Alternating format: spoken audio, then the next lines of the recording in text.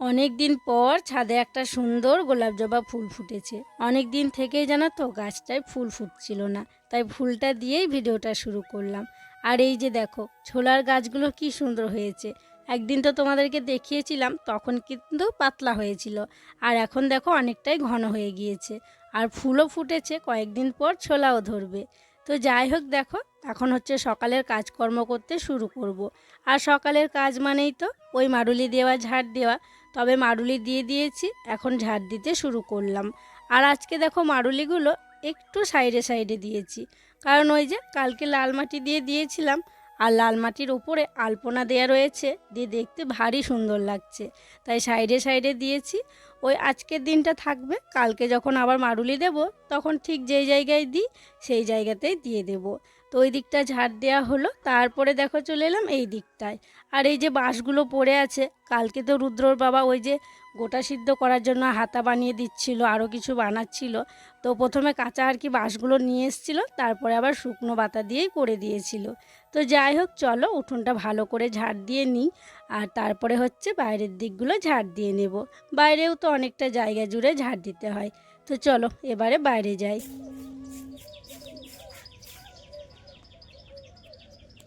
সব দিক ভালোভাবে ঝাড় দিয়ে নিয়েছি, তারপরে দেখো চলে এলাম পুকুর পাড়ে। তবে বাসনগুলো একটু আগেই ভিজিয়েছিলাম জানো তো। তো এখন হচ্ছে মাজা ঘষা করে নেব। তো সাবান নিয়ে আসা হয়েছিল, নতুন একটা সাবান তো আমি আনতে ঘর থেকে ভুলে গিয়েছিলাম, তাই আবার ঘরে গেলাম, দিয়ে সাবানটা নিয়ে আসলাম। আজকে আর ছাই মেশালাম না, ওই শুধু সাবান দিয়েই মাজা ঘষা করব। তো আমি এখানে বাসন মাজছি, আর আমার পিছন দিকটায় আরও অনেক বাসন ভেজানো আছে। ওই যে দিদিটা এসছে, ওই দিদিদেরই বাসন। তাই আমি দিদিটাকে বলছিলাম যে বাসন মাজার পালিকার, বাসনগুলো তো অনেকক্ষণ থেকেই দেখছি ভেজানো আছে। তো দিদি বলল দিদির মেয়ে আর কি বাসনগুলো মাজবে। ওই যে ওই জায়গাটায় তোমরা দেখো আমি বেশিরভাগ বসি, তো আজকে আর কি ওদের বাসন আছে বলে ওই জায়গাটায় আমি বসিনি। তো ওইদিকে দিদি আমাকে বলছে তোমাদের একটা থালা আছে, তুমি নিয়ে নাও এখানে। তো ওর মেয়ে আর কি বুঝতে পারবে না আমাদের বলে, তো সেই জন্য দিদিটা আবার দিয়ে দিল। কালকে ওই যে খিচুড়ি করা হয়েছিল, খিচুড়ি তরকারি ওদের বাড়িতে দেওয়া হয়েছিল, ওই থালাটা ঢাকা দিয়ে নিয়ে যাওয়া হয়েছিল, তো সেই জন্য ওদের বাড়িতে ছিল। তো যাই হোক, দিদি দিল, তারপরে ওই যে কী সব কাচতে এসেছিলো, কাপড় কাচা হয়ে গেল, তারপরে চলে গেল। আর আমিও দেখো এক এক করে সব বাসনগুলো কিন্তু মেজে নিচ্ছি। আর অনেকগুলো তো বাসন তোমরা দেখতেই পাচ্ছ, আর বেশ ভালোই লাগে এই পুকুরে বাসন মাজতে। আর ওই যে দেখছো কুকুর ছানাগুলো শুধু আসা যাওয়া করছে, কারণ আমাদের বাড়ির পাশেই জানো তো কুকুর ছানা হয়েছে ওই 3টে। তো কুকুরছানাগুলো বেশিরভাগই দেখি আমাদের বাড়ির ওইদিকে চলে যায়। ঝাড় দিচ্ছিলাম তখনও দেখলে ঘোরাঘুরি করছিল। তো যাই হোক, চলো বাসনগুলো এখন এক এক করে ধুয়ে নিই। দেখছো কথায় কথায় তোমাদেরকে তো শুভ সকালটাই জানানো হয়নি। তো বন্ধুরা, শুভ সকাল। আশা করছি তোমরা যে যেখানে আছো সকলে ভালো আছো, সুস্থ আছো। বীরভূম জেলার ছোট্ট একটি গ্রাম থেকে আমি দৈবকী তোমাদের সকলকে জানাই আমার ব্লগ চ্যানেলে অনেক অনেক স্বাগত, আর আমার অনেক অনেক ভালোবাসা। তো এক এক করে দেখো আমার কিন্তু সব বাসনগুলো মেজে ধোয়া হয়ে গেল। তো চলো, ধোয়া হয়ে গেল, এবার ঘরে নিয়ে চলে যাই। বাসনগুলো ঘরে রাখার পরে যে ফাঁকা বোতলগুলো ছিল সেই সমস্ত বোতলগুলো গুছিয়ে নিয়েছিলাম। তারপরে দেখো চলে এসেছি কলপাড়ে। আর এই যে বালতিটা দেখছো, কয়েকদিন থেকে বালতিটা নিয়ে আসাই হয় না, কারণ ওই যে ধামাটাই করে বোতল আনছিলাম, ধামাটাতেই ভরে নিয়ে যাচ্ছিলাম, কারণ এখন শীতের দিনে না বেশি বোতল ফাঁকা হয় না। আর এই বড় বালতিটাতে সব বোতলে জল থাকে, তো কয়েকটা বোতলে দেখি জল থেকেই যায়, সেগুলো আর নিয়ে আসা হয় না। তো সেই জন্য যেগুলো ফাঁকা হয় সেগুলো এই ধামাতে করে নিয়ে এসে ভরে নিয়ে চলে যায়। তাই বালতিটাকে প্রথমে একটু মেজে নিয়েছি, তারপরে ভালোভাবে ধুয়ে নিলাম, তারপরে দেখো বোতলগুলো ভরতে শুরু করলাম। তো এখানে তো কলে লাইন পড়ে যায়, তো আমি দেখো জল ভরতে এলাম, তখন দেখলাম কেউ ছিল না, তারপরে আবার দেখছি অনেকগুলোই লাইন পড়ে গেল। তো চলো তাড়াতাড়ি করে জল ভরে নিই। আর হ্যাঁ, তোমরা অনেকেই জিজ্ঞাসা করো টাইম কলে যেগুলো আর কি ঘরে ঘরে কল দিয়েছে জল দিচ্ছে নাকি। তো এখন জল দেয়া হয়, ওই সকালে 1 ঘন্টা দেয়, তো একটু বেলার দিকে দেয় 10টার সময়, আর হচ্ছে বিকেলের দিকে একবার দেয় ওই 3টের দিকে। তবে ওগুলো ওই কলের জল এখনও খাওয়া শুরু করিনি, তবে এখন আগের থেকে একটু পরিষ্কার আসছে, এখন থেকে ভাবছি ওই জলও খাওয়া শুরু করব। তবে ওই যে অভ্যাস হয়ে আছে সকালবেলায় ফাঁকা বোতলগুলোয় জল ভরা, তাই সকালবেলায় এই কলেই ভরে নিই। বাজে এখন সকাল 8টা। সমস্ত বাসি কাজ সেরে স্নান করে নিয়েছি। ওই যে ভাই বাড়ি যাব বলছে, আর ভাই বাড়ি যাবে, ভাইকে একটু গোটা সিদ্ধর প্রসাদ না দিলে হয়? তবে ওই যে ঠাকুরকে না দিয়ে তো কেউকে খেতে নেই, তো সেই জন্য পুজোটা তাড়াতাড়ি করে নেব। তাই এই যে দেখো থালার মধ্যে কিন্তু কিছু ফল কেটে নিয়েছি, বাতাসা দিয়েছি, তারপরে ওই গোটা সিদ্ধ তুলে নিলাম। ঘরে আমি ষষ্ঠী পেতেছি, ষষ্ঠীকে জল দিয়েছি। ঘরে যেভাবে করেছি ঠিক এখানেও সেভাবে করব।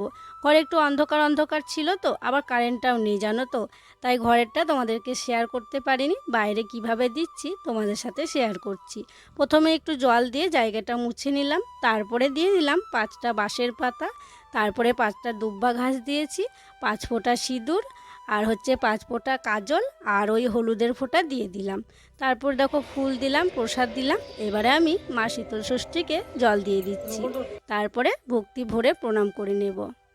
আর হ্যাঁ, একটা কথা তোমাদেরকে আবারও বলছি, কালকে যে কাপড়টা পরে আমি গোটা সিদ্ধ করেছিলাম সেই কাপড়টা পরেই কিন্তু মা ষষ্ঠীকে জল দিলাম। তো ঘরে জল দেওয়া হয়ে গেছে, তারপরে দেখো এই সরস্বতী তলার এখানে চলে এলাম। এখানেও আমি গোটা সিদ্ধর প্রসাদ নিয়ে এসেছি, আর জল নিয়ে এসেছি, আর ধূপকাঠি নিয়ে এসেছিলাম। আর ওই যে ওখানে বাঁশের পাতা, দুব্বা ঘাস, জল যা যা দিলাম সব কিন্তু কালকে আমি রেডি করে রেখেছিলাম, কারণ সব কিছুই বাসি দিতে হয়। তো যাই হোক, চলো পুজো করা হয়ে গেল, এখন সবাইকে ঠাকুরের টিপ দিয়ে দিই, তারপরে প্রসাদ দিয়ে দেব। প্রথমেই দেখো রুদ্রকে দিয়েই শুরু করলাম। রুদ্রকে দেয়া হলো, হলুদের ফোঁটা দিলাম, তারপরে রুদ্রকে প্রসাদ দিলাম, আর মাকেও ফোঁটা দিয়ে প্রসাদ দিলাম। সবাইকে আমি দিয়ে দেব। আর এদিকে ভাই খুব তাড়াহুড়ো করছে জানো তো, ভাই বলছে বাড়ি যাব। তো ভাইকে আমি অনেকক্ষণ থেকে দাঁড়িয়ে রাখলাম যে দাঁড়া পুজোটা করে নিই। আর তাড়াহুড়ো করলে তো হবে না বলো, পুজোর কাজ তো একটু সময় নিয়ে করতেই হবে, যেটুকু সময় লাগা সেটুকু তো লাগবেই। তাই সবাইকে দিয়ে দিলাম। আর এই প্রসাদ তো দিদি খাবে না, তাই দিদিকে শুধু ঠাকুরের টিপটাই দিলাম।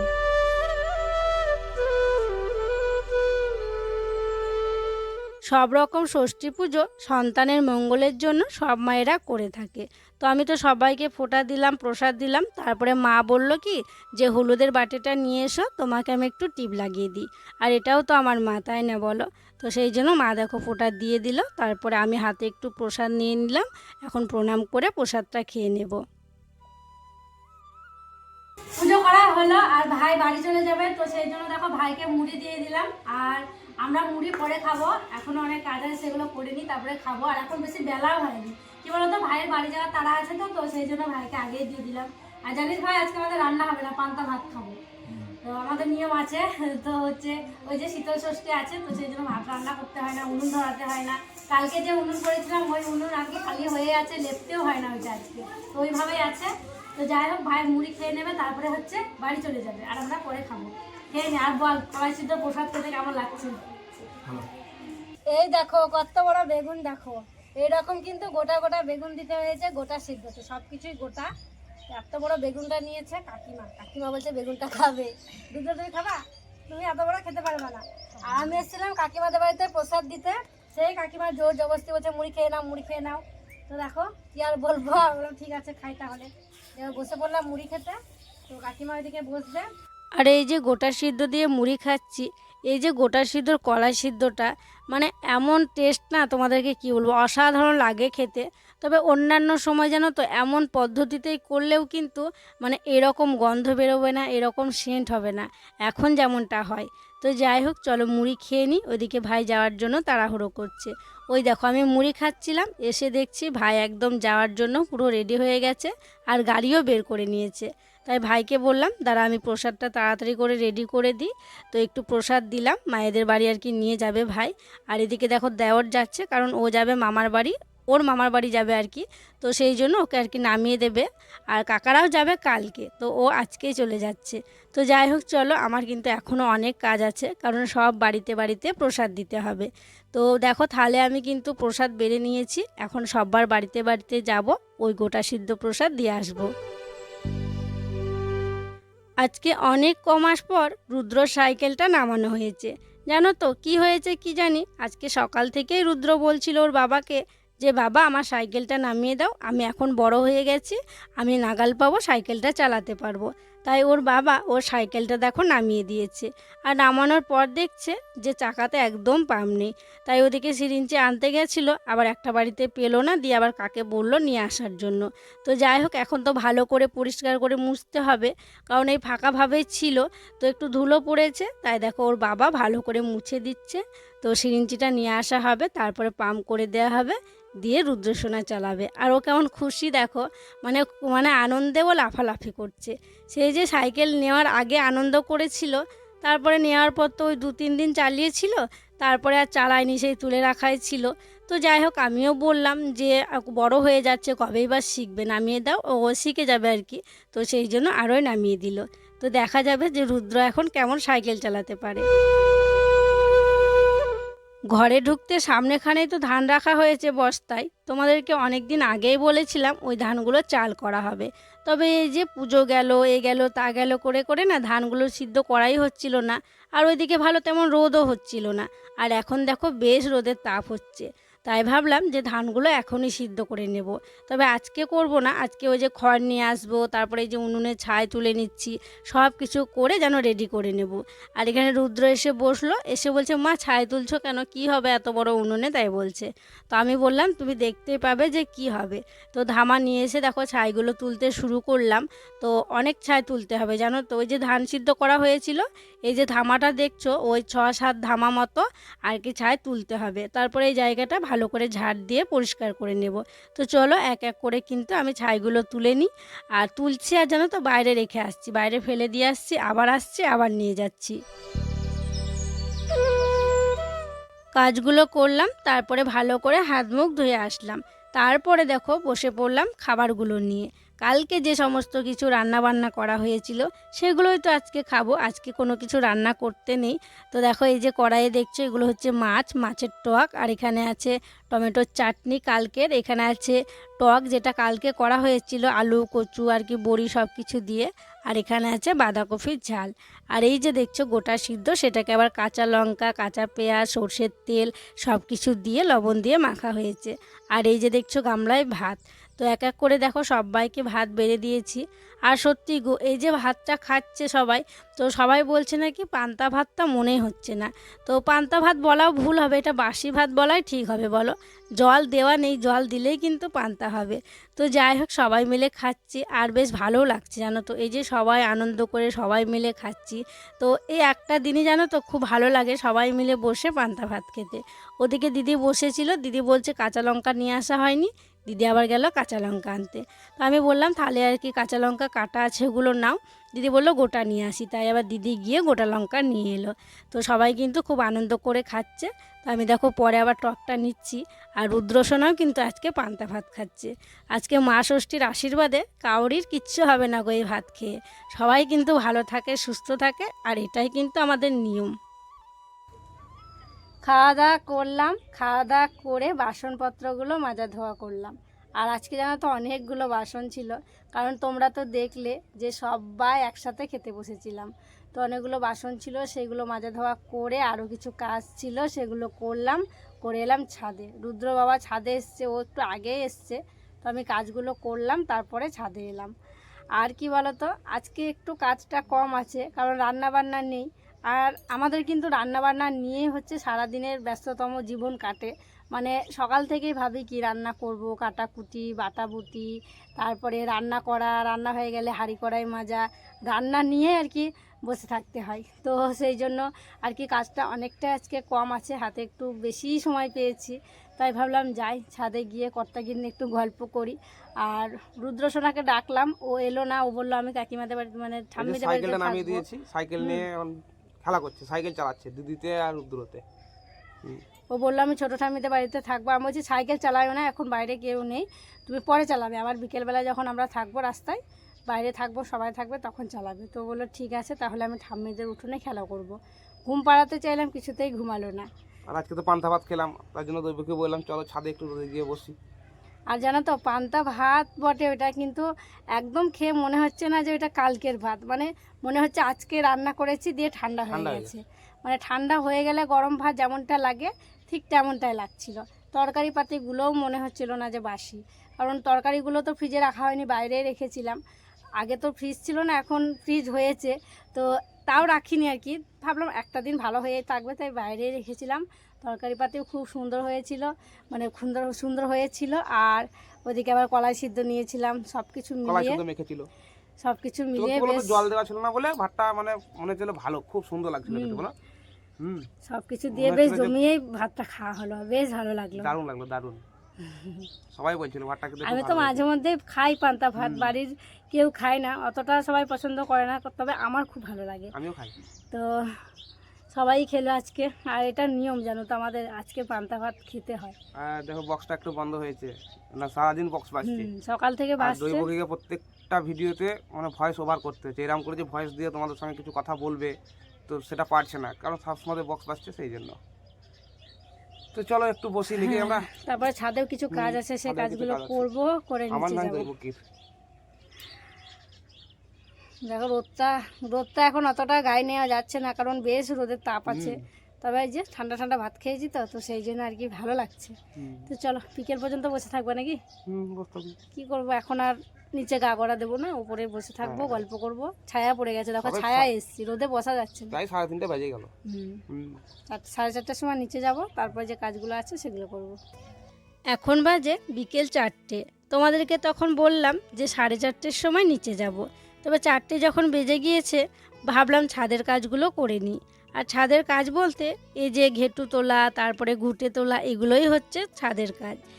সেই দিনকে গোবরগুলো নিয়ে এসে রোদে ঘেটু দিয়েছিলাম, গোবরগুলো কিন্তু একদম খটখটে হয়ে শুকিয়ে গেছে, তাই বস্তা নিয়ে এসে বস্তার মধ্যে দেখো ভরে নিচ্ছি। তো আগের দিন ওই পাশটায় আর কি তুলেছিলাম, ওগুলো এই বস্তার মধ্যেই রাখা ছিল, ওটাকে আর নিচে নিয়ে যায়নি, কারণ নিচে যে ঘুঁটেগুলো ছিল সেইগুলো এখনও শেষ হয়নি। যখন নিচেরগুলো শেষ হয়ে যায় তখন আর কি ওপর থেকে নিয়ে যায়। আগে গোয়াল ঘরের ওখানে রাখতাম, তবে গোয়াল ঘরটা ভেঙে যাওয়ায় সেরকম আর ঢুকি না, তো সেই জন্য ওখানে আর রাখিও না, আর ওখানে ঢোকাটাও খুব রিস্কের হয়ে যায়। তো যাই হোক, ঘেটুগুলো তুলে ওই বস্তায় রাখলাম, আর এই যে ঘুঁটেগুলোকে আলাদা করে রাখবো।